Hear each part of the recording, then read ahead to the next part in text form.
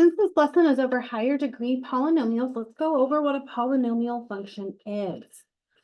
Your definition of a polynomial function is a polynomial function in one variable is the function in this form here. So what does that form mean? Well, where each n or n minus 1, which means all of these exponents here, must be greater than 0 or an integer. So I have a list here of examples that are not polynomials.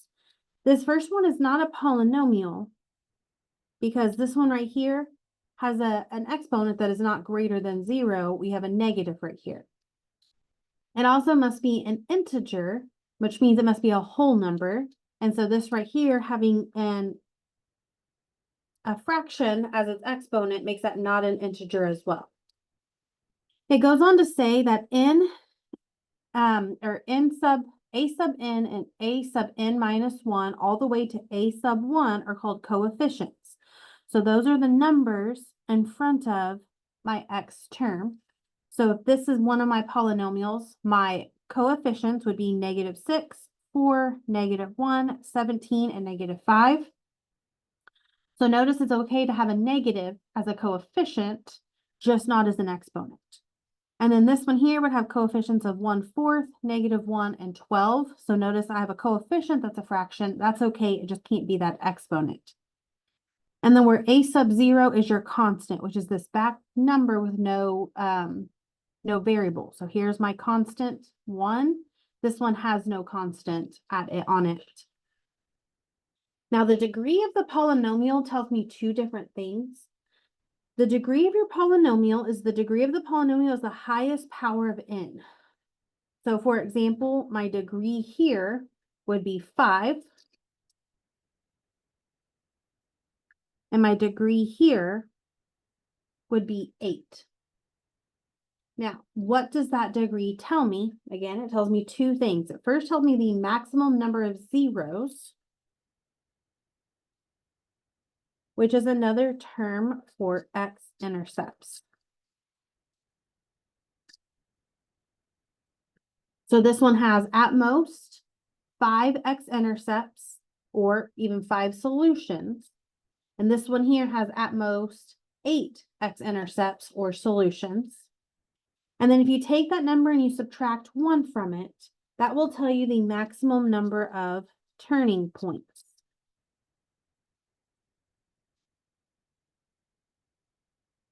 So this one has a maximum of 4 turning points, and this one has a maximum of 7 turning points. And so that's going to play into what the graph of my solutions look like here, what the graphs look like. Another thing that we need to be able to tell, not only the degree, but also the leading coefficient. And the leading coefficient of a polynomial is the coefficient of the highest power term, a sub n. So here my leading coefficient would be that -6, since that's where my highest degree is. My leading coefficient here would be that 1/4. So it's the number in front of the term with the highest degree. So let's see if we can answer these questions. Example 1, we have f of x equals, first we need to state the degree. So what is the degree of this polynomial? My degree is my highest exponent. So it is that 6 right there. So my degree is 6. What is the maximum number of zeros? Well, my maximum number of zeros goes with my n. So if my degree, my n, is 6, then my maximum number of zeros are also 6, because that equals my n. What is the maximum number of turning points? My maximum number of turning points is my n minus 1. So if my n is 6, then this would be 1. Okay, the n minus 1. And then what is my leading coefficient? It's this -2.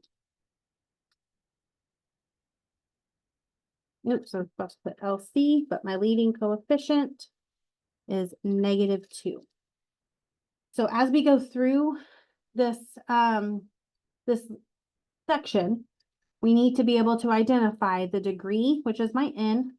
We need to kind of be able to state the maximum number of zeros, the maximum number of turning points, and then this leading coefficient is going to play kind of a huge role as we keep going through this.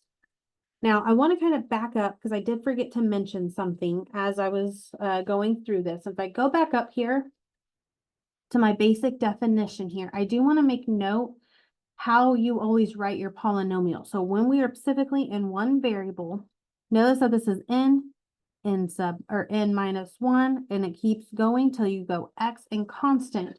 What that means is when you write these in standard forms, your degrees should always be descending. So for example, right here, you have x to the 5th, x to the 4th, x cubed, x squared, x, and then no x, or that would be the same as really x to the 0 power, right? So it's always going down.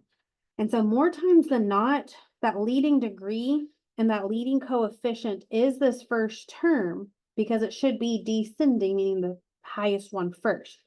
Then you can see that the same thing's happening here. It just skips quite a bit, right? You have x to the 8th, then the next one would be x cubed and x squared. It has, it skips x to the 7th, 6th, 5th, and 4th. So then x cubed, x squared, and it has no x or constant. The same thing happened here. This is descending order. X to the 6th.